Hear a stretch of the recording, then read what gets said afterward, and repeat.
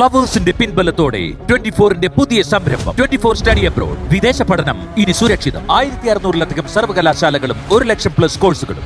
UG, PG, diploma, MRS വരെ ലോകമെമ്പാടുമുള്ള സാധ്യതകൾ. കൗൺസിലിംഗ് മുതൽ വിസ വരെ. ഫോറക്സ്, ലോൺ, ട്രാവൽ, അക്കോമഡേഷൻ എല്ലാം ഒറ്റ ടെച്ചിൽ. www.24studyabroad.com. കുടുംബങ്ങളോടൊപ്പമുള്ള ആത്മബന്ധം. ഫ്ലവേഴ്സ് ആൻഡ് 24 വിശ്വാസത്തിന്റെ ഉറപ്പ്. 24 സ്റ്റഡി അബ്രോഡ്. വിദേശ പഠനം ഇനി സുരക്ഷിതം. വിദേശ പഠനം ആഗ്രഹിക്കുന്നവർ ഉടൻ വിളിക്കൂ 9001 800120.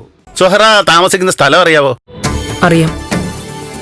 സുഹറയ്ക്ക് സമ്മതമാവുമെങ്കിൽ അവിടെ നിന്നൊന്ന് മാറ്റി താമസിപ്പിച്ചാലും നല്ലതാ. അതെത്രത്തോളം നടക്കുമെന്നറിയില്ല. എന്തായാലും എത്രയും പെട്ടെന്ന് അവരെ ചെന്ന് കാണണം. ശരി.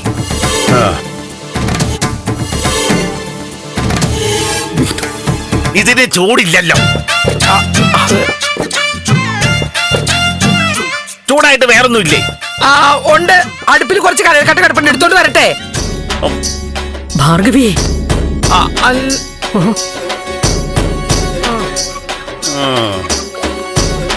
കാപ്പി ചൂടോടെ എടുത്തുതരാം സാറേ. വേണ്ട, ഈ ചൂടോടെ കുടിക്കുന്നതാ എനിക്കിഷ്ടം.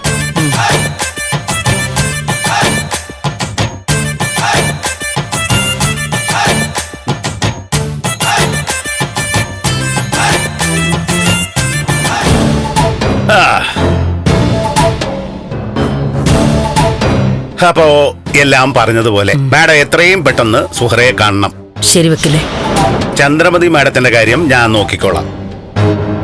അതുപോലെ ബലരാമൻ സാറിന് വെടികൊണ്ട ദിവസം ആദ്യമായി അദ്ദേഹത്തെ കണ്ടവരെയൊക്കെ ഞാനൊന്ന് കാണുന്നുണ്ട്.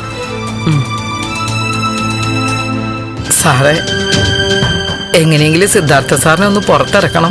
പിന്നെന്താ, ജയിലിന്റെ താക്കോലിങ് തന്നാ മതി, ഞാൻ ഇപ്പൊ ചെന്ന് തുറന്നു വിട്ടേക്കാം. ജയിലിലെ താക്കോല് ഈ വീടിന്റെ ഉത്തരത്തെ കെട്ടി തൂക്കിട്ടിട്ടുണ്ടോ? ഉണ്ടോന്ന്? ഇല്ല. എന്നാ പിന്നെ കൂടുതൽ ഭാരിച്ച കാര്യങ്ങളും ചിന്തിക്കണ്ട കേട്ടോ. ഓക്കെ.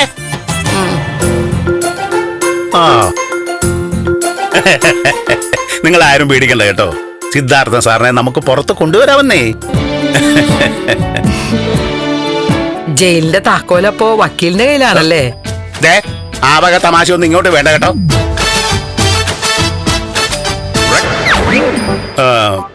പിന്നെ ഞാൻ ഒരു കാര്യം പറഞ്ഞാൽ ദേഷ്യം തോന്നരുത്. എന്നാലും വക്കീൽ ഇങ്ങനെ ദയയില്ലാതെ സംസാരിച്ച് കളഞ്ഞു എന്നൊന്നും തോന്നരുത്. എന്താ സർ? കോഫി അടിപൊളി, പലഹാരം സൂപ്പർ, മോരും വെള്ളം കിടിലോൽ കിടില.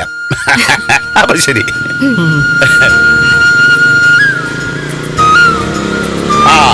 വന്നല്ലോ. സാർ വന്നിട്ട് കുറച്ച് സമയമായോ? കുറച്ചു നേരമായി. കേസിന്റെ കാര്യങ്ങളൊക്കെ സംസാരിച്ചു, ദാ മടങ്ങി പോകുന്നു.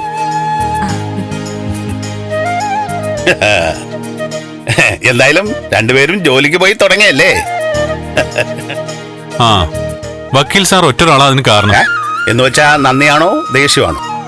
നന്ദി മാത്രമേ ഉള്ളൂ സർ. അന്ന് സാറ് ഞങ്ങളെ കളിയാക്കിയതോടെയാ ഞങ്ങൾക്കൊരു വാശിയൊക്കെ കേറിയത്. ഞാൻ പറഞ്ഞത് കൊണ്ടൊന്നുമല്ല. സിദ്ധാർത്ഥൻ സാറ് ജയിലിലായതാ എല്ലാത്തിനും കാരണം.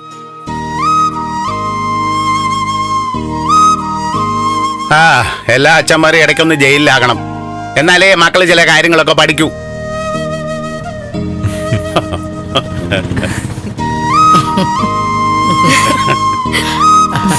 അപ്പൊ ശരി, രാത്രി യാത്രയില്ല. രാത്രിയോ? എന്താ, ഇനി രാത്രി ആയിക്കൂടെ? ആയിക്കൂടെ എന്ന്. എന്റെ വണ്ടി കിടക്കുന്നിടത്ത് എന്നെ ഒന്ന് ഡ്രോപ്പ് ചെയ്യുവോ? അതെന്താ സാറിന്റെ വണ്ടി എവിടെ കിടക്കുന്നേ? തമ്പാനൂര്. തമ്പാനൂരോ? KSRTC ബസ് സ്റ്റാൻഡ് ഇല്ലേ, അവിടെയല്ലേ എന്റെ വണ്ടി കിടക്കുന്നത്.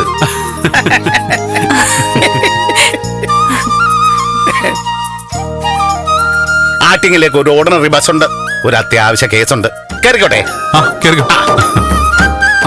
ഏണിയെ കയറുന്ന പോലെ വേണം കയറാൻ. അപ്പൊ ശരി.